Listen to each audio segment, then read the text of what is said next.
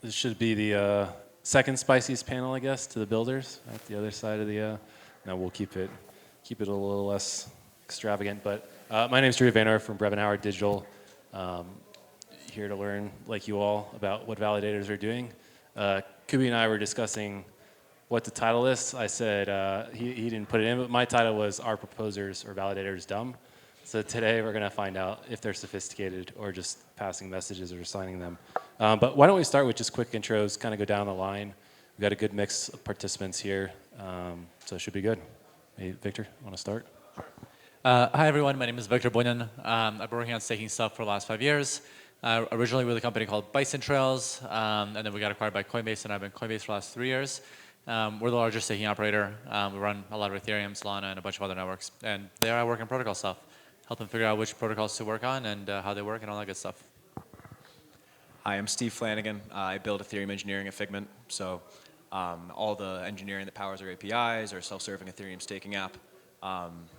I'm the one who, when we talk about forking MEV Boost and adding 10 features and all that, I have to figure out whether we should actually do it. So eager to talk about it. Yeah, hi everybody. I'm Michael. I'm head of research at Chorus One. We are Validator. We have around 3 billion in assets now. Some of you might know our paper on latency games and the cost of artificial latency. Others might have read our paper on MEV on DYDX4 and how that can be mitigated. So we've done a lot of research on MEV, timing games, adjacent things, and happy to talk about it. Hi everyone, I'm Ernest Aupetit. I lead the product team at Kiln. So we're a Paris-based staking company focused on Ethereum. We run about 40,000 ETH validators at the moment. And so yeah, obviously timing games is a topic we discussed a lot internally these days, and so super happy to chat about this. Nice, that's great. Yeah, it sounds like they're sophisticated, not too dumb, which is good. I thought it'd be good to just kind of start with some baseline questions, and obviously, maybe these views are your own and not your employers, or maybe you can kind of caveat some of this stuff. But I'm just kind of curious, what part of the risk spectrum do you guys sort of play in? Is it frontier, where you're trying out the newest, latest, and greatest, maybe latency or other client changes, or is it, we're still not doing that, and just try to get a sense around it. And maybe it's like we have internal discussions, like so you don't have to talk about everything, but it'd be really curious to kind of just see the risk appetite of the different participants up here. Maybe we start on the other end, Ernest. Sure. Yeah. So I think we're both like very risk averse, and we are sophisticated in the sense that we do participate in timing games, but we do it extremely carefully. So we did it on testnet for a while, and now we're doing it on mainnet. We are continuously tuning things, and we really look at the impact that it has. That was out. As such that we don't have an adverse effect on the network. So we've done a lot of measurement on this, and actually published some of our research on ETH Research. And the reason we got comfortable with doing this is that we don't notice a degradation in the attestation rewards of the subsequent slot when we perform delays, intentional delays, and other metrics as well. So that's what got us comfortable with doing it. But it's something we're continuously kind of like monitoring to make sure that we don't have this adverse effect. Let's maybe go to the next. And two, I'd be curious, like, what does it mean to be risk averse? Is it just don't miss a slot? Yeah, it's obviously like slashing first, like secure. That's the asymmetric risk in Ethereum staking, but then it's like ensuring we don't miss a slot, and so obviously like it's about tuning things carefully. It's about having also a very diversified setup. So we run Prism, Teku, and Lighthouse on the consensus client. We run a majority Nethermind now on execution client, and in 2 different clouds, adding a 3rd soon. So that gives you resilience as well. So that's what it's about. I got you. I thought you were just going to say don't piss off Justin Drake, but much better answer. Let's keep going down the line. Yeah, sure. So I'll address this by starting with your second question first. What is the risk, right? So let's make a quick attempt at a risk taxonomy here. I think one risk is the idiosyncratic software you run, right? So if you fork something, there's of course a risk of a bug. There's a risk of, maybe you're doing something on the network level. Now that might not work out the way you think it works out. So there's this type of risk. The second type of risk is missing a slot, which is something which we've been able to mitigate fully. So we feel good about that side of things. And then I would say the third type of risk would be the negative externalities that you impose on Ethereum. And the way we've gone around mitigating the third type of risk is by basically publishing a 20-page paper which tells people what we do. It's very clear about the externalities that might arise from it. And then, like Ernest said, we also run parameters which are relatively conservative. So we balance things out this way. Then, of course, you have to try things out, right? And the way we reflect that is we have one cluster, which we run with internal capital. So we've been around for a while and are lucky to have a strong balance sheet. And there we can try things out on mainnet to make sure that they're in good shape by the time they hit client validators. So what we do is, yes, we take risk, but we take the risk ourselves. And then once we roll something out to clients, it's being tested for a really long time. For timing games, we've been doing this in summer, okay? So we have 6 solid months of data, and that was kind of the minimum which we needed to roll it out client side. So these guys have both touched on, this is how we think about deploying to test nets and seeing if it works technology-wise, which is definitely, like, I won't repeat that, that's essential. And you can get really good insight into how likely are you to, suffer some kind of bug from your fork and miss slots. I guess the only other thing I would add as well, though, is that there's an economic element here, right? If things work on testnet, that's all well and good. But on mainnet, there's actual funds at stake, right? And you'll see slightly different behavior.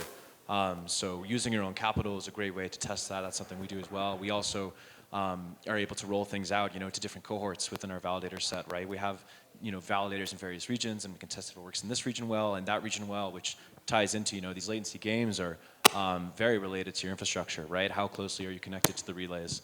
And so for us, that's something we're often trying to observe, like, use our data science team and tap on them to say, hey, how many mainnet players have you observed doing this? And what is the sample size for whether or not we can be confident that, we won't have builders, playing some kind of interesting economic play.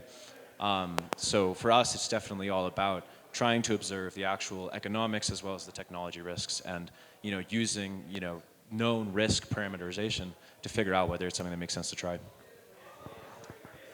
So I guess we're the dumbest ones of everybody. I'm just kidding. I think that the way that we look at it as Coinbase Cloud is we try to run things in a way that's not only performant but extremely secure. And so when we think about these customizations, modifications, timing games, I think that the spotlight on a player like Coinbase is very different from the spotlight on other folks. I think the customers that we service have different things that they're optimizing for oftentimes. And so, of course, the reward rate is always going to be important. But when you're thinking about the decision makers of these very, very large asset holders, when you think about the decision makers of folks like Brevan Howard, right, and other institutions, you often find that the reward rate, there's an acceptable bound, and the optimization around rewards are actually not as big of a driver of the decision making as you would otherwise think. I think that over time that will change, and I think probably in the next 5 years as the space continues to get more institutionalized, as more larger players come in, if we end up having like ETH ETFs at some point, which would be quite nice, that is going to change. But I think right now, we just haven't seen it to be as big of a decision-making framework. And so from our standpoint, we've shied away from making these different customizations and modifications, and we focus entirely on just running our things in the most performant way, in the most distributed way that we can, multi-cloud, multi-region, and so on. That's good. And maybe what I'll do, I'll save one question for Victor, but ask you guys, how do you think about investing in resources towards these changes? Are there, I don't know, war rooms of teams, someone's doing something, you notice it, and all of a sudden, you get the whole team on board, or like what is, what drives the decision making? How do you guys sort of think about that? So it's like, how do we prioritize doing this work? Yeah. I would say for us, it was like looking at the discussions with other operators, and there is, I would say, maybe contrary slightly to Victor's customer base. For us, we have seen an interest in these higher, like slightly higher rewards that we can achieve in some cases, and so yeah, it was about like testing things out, and then putting some engineering resource on it. But like, it wasn't a crazy amount of engineering resource either, and so yeah, like for us, it was a gradual thing, but it made sense to do it. Yeah, so for us, I think our path is a little unusual in that this started off as an academic interest. We just wanted to understand how PBS works as good as we can. And this is something which seemed like an idiosyncrasy that can be exploited. And so the next logical step was to try things out and to see if the theory holds up in practice. And that did quite well. And then from there, we started exploring with customers. And again, much like Ernest mentioned, our client base likes to be at an attractive spot on kind of the risk-reward curve. We have clients that are super risk-averse, like Coinbase, for example, and they have the option to opt out. But for others, it's attractive, and for that reason, we already had everything in place from our exploration, and we took it from there. Yeah. Oh, go ahead. Yeah, I don't know. Do you have more? If you have more to add, if not, I can ask you guys a separate question. I don't know if you're not. So for Figment, I mean, we're trying to give the best risk-adjusted reward, right? And so from our end, it's really about, you can quantify this risk, and you can say, hey, given this sample size, we know that no one has, been missed a proposal doing this yet, but, with an N is of like 900, we can tell you what is likelihood you will in the next year, right? And if you're getting 7% APR versus 6.9 for 9 months, but then get slashed, right? It wasn't worth optimizing for that. So for us, it's about presenting to the client, showing them what the risk actually is in a quantified way, and then they trust us to steer them to the best reward over years rather than months. And Victor, maybe I'll ask you, less making adjustments, I guess. What do you see changing in the market structure maybe from this? You kind of touched on it, your client base, which people like Brevin just want a safe place to stake for now. But what are the kind of the market structure things that you kind of see coming in? Maybe even all the way to things like DBT. If you guys were to try to like run a cluster with someone else that had modified their client, I don't know, maybe I haven't thought about that yet, but be kind of curious around some of those things. Yeah, for sure. I mean, I think that there's a clear trend in terms of where assets end up. And if you think about it, like the industry started being literally 100% self-custodial at the time that Satoshi mined the very first block. And I think that over time, that's going to continue moving towards these asset aggregators, right? So custodians, exchanges, ETFs, banks, fintechs, et cetera.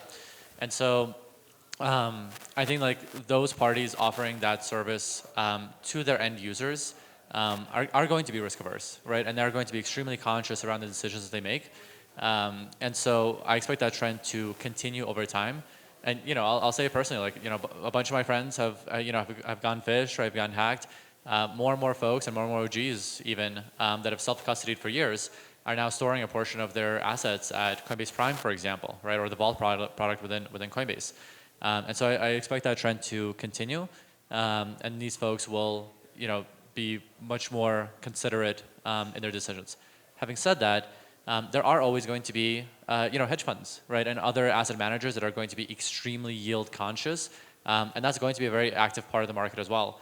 And so if you're creating, for example, financial products that leverage ETH staking in some way, or you're trying to somehow give people exposure to that in a way that's like super high performance, you're going to obviously make different choices than if you're JP Morgan offering it to your retail end users. That's good. And I don't know who wants to answer this, but I'm curious on your takes around the skepticism the community has with making client adjustments. Is it justified? That's what I was trying to hit on. What does it mean to be risk adverse? Is it just about missing slots? Is there skepticism about screwing with consensus? Like, I'm just kind of curious if anyone has views whether it's justified or not. I think it screws with consensus. I think increased latency does increase the risk of reorg, just if you think about what latency means, right, and how you're going to propagate to the attestation committee. But at the same time, that means the fix needs to happen at the protocol level. If you build a protocol that incentivizes this behavior, you then need to enshrine a fix for that and enshrine the right incentives and penalties for it. So when you're in a world like crypto and you're in a world where you have profit-seeking actors serving you, you need to pay them to do the behavior you want. So maybe Electra has something around this, maybe the upgrade after that has something around this. But I do think the negative sentiment is justified from like a idealist, I want the best network possible framework. But I also don't think that profit-seeking actors are doing anything wrong by behaving as you're paying them to. And can I actually touch on that as well? I strongly agree with that point. And I think at the end of the day, like, if you look at any kind of system that's designed in the real world, whether financial or otherwise, right, there are these bounds that you approach over time, at which point, like, things are, too bad. And I think that here we actually we're extremely lucky in that because of the open nature of these things, we see the block proposals, we see the misses, we see the reorgs, and so there is an upper bound to how bad things can get. And so if you see that, like this particular provider is actually worsening network performance in a way that is actively noticeable, then like that is a very clear signal to the market. It's visible to everybody, and people can actually action upon it, even outside of like fixing protocol stuff, but just like applying social pressure. And I think that's where the social layer of Ethereum is extremely important. That's where core devs are extremely important. And ultimately clients vote with their feet, right? Nobody wants to stake with somebody that's a bad actor, right? If you're staking, like on Solana, for example, people were doing this thing where they increase their validator fee 100% and then decreasing it back down to 0 so that they would take all the rewards. It's like, if you see that kind of behavior and you're staking with that player, obviously you're going to switch, right? And so it's just about shining a light to those things, and that's where I think Ethereum really shines. Yeah, sure. So happy to take this as well. I think one other way of looking at blockchains is of looking at them as very resilient decentralized systems, and systems that are resilient to things like self-interest and to competition. And for that reason, I think if there's a flaw in the system that can be, I don't want to say exploited, but that certain parties can benefit from, ignoring it is not going to, is not going to be a solution, right? I think the system should be set up in a way, to be resilient to things like that. We wouldn't do it without being public about it, but now that we've published our paper on it, and we look forward to engaging with the community and to making sure that all of that happens in a manner which is aligned. Now, in that way, I think it's very consistent with the blockchain ethos. Yeah, maybe just to add a bit on your point about the market structure changing potentially. So I think there's this interesting thing that there's also like unintentional delays. So validators running in regions that are basically not Europe and the US, earn higher MEV rewards on average because they have latency, and so they're sort of like delaying in the slot. And so actually the optimized like validators are penalized in a way. So like I think that needs to that should get solved somehow. And then in terms of the other thing we're seeing that's interesting is like the delay being introduced at the relayer level with, I guess like Bloxroot is one of the first ones to do this with a paid product to do that. I think it's a bit risky because like the relayer has less of a view on the validator's performance. So like the validator I think is better placed to actually perform these timing games in a safe way because they can see their sort of propagation times better than the relayer can. So that's like an interesting thing to monitor, I think. That's good. That kind of leads into the next question I have is just around like vertical integration or verticalization of this whole stack. Maybe if you're doing it now, talk about it. If not, where do you see it going? Is Coinbase going to start running a relay? I don't know, maybe not, but I'm just kind of curious around that. And if not, like how you engage with relays, the feedback loop that takes place. That's one great example on the latency side, but whoever wants to take that, yeah. Yeah, so I mean, I'll answer. Coinbase is not running a relay, nor do we have plans to. I think the way that we look at this is, in some ways also answers the previous questions around like market structure. We try to always use like as credibly neutral and decentralized systems, processes, protocols, infrastructure that we can. And so from that perspective, I think the value of us staying like in a perfect world, what I want, right? Like if JP Morgan starts staking, I want for all validators, including ones that are run by JP Morgan, to be unopinionated, right? To be credibly neutral. And so when it comes to a lot of that stuff, there's this inherent trade-off of like, you in many ways want to keep validators dumb, right? You want them to be unopinionated. You don't want to introduce this like kind of vertical integration. And you want to minimize the amount of opinions or perspectives that you have on anything. But you want to be able to outsource that work to these systems that you do believe are credibly neutral. And so like the equivalents of MapBoost or maybe like Suave in the future when it launches. And so from that perspective, I think like we're very, very keen to continue to use those technologies and to participate in those ways without trying to, you know, like stake our claim and be like, yeah, we own all the things and run all the things and so on and so forth by trying to do this like vertical integration. I love that. I'm really glad that's how you're thinking about it. I would even say just also from a pragmatic perspective, relays are quite hard to build and quite hard to do well. And builders also, you know, these are really specialized skills that take entire, you know, technology stacks that are different from how you might build a staking provider. They have a different compliance burden than staking providers do. So I also just think it would be very difficult to run a business that is doing what staking providers do and do that really well, and then also do what relays do, and then also do what builders do. I think the scale of that business would have to be like, you know, billions in, you know, manpower, which maybe that does happen one day, but from my perspective, I think, you know, being a great staking provider is already quite a lot to bite off, and I don't know if you'd still be a great staking provider if you were also trying to run relays personally.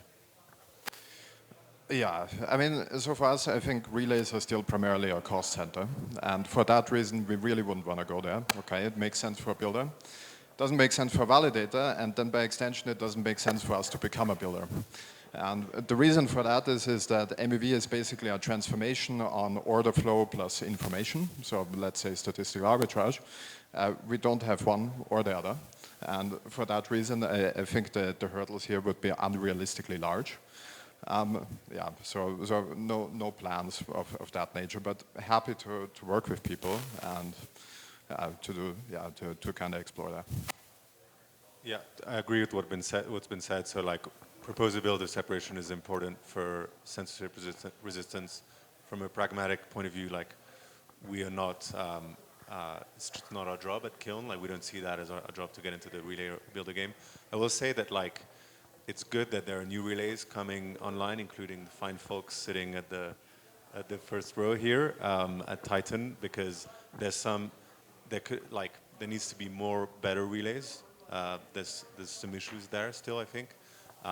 Maybe the incentives are not always like good enough for some relays to run. But so yeah, we're really happy to have more coming on board. That's an important thing to look out for. Yeah, and if I can just self-shill something that we did for a second, you know, because you were talking about how relays don't have like this great business model. So one of the things that Coinbase did, we actually helped, we contributed 100K to the PBS Foundation.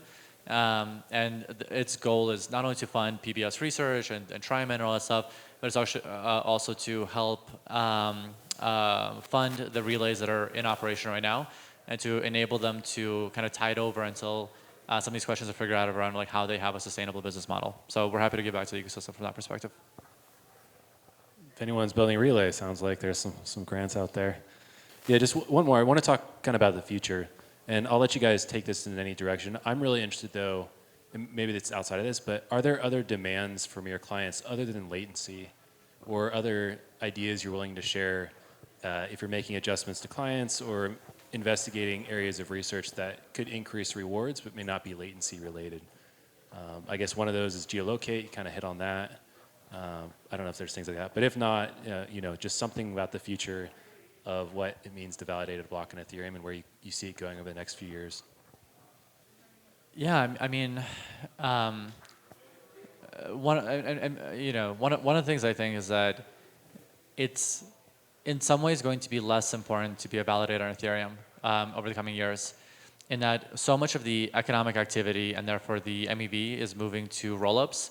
That over time, just the percentage of economics you get from like a lot of these games and things like that on Ethereum is going to be like really quite small relative to the amount of economic activity that's happening on rollups and happening, you know, cross chain and so on. And so from like the total amount will increase, but as a percentage it'll shrink. And so one of the things that we're thinking a lot about is what will the roll-up space look like, right? Is it that we as an infrastructure provider should be running sequencers or backup sequencers or participating in systems like Espresso or Suave and so on.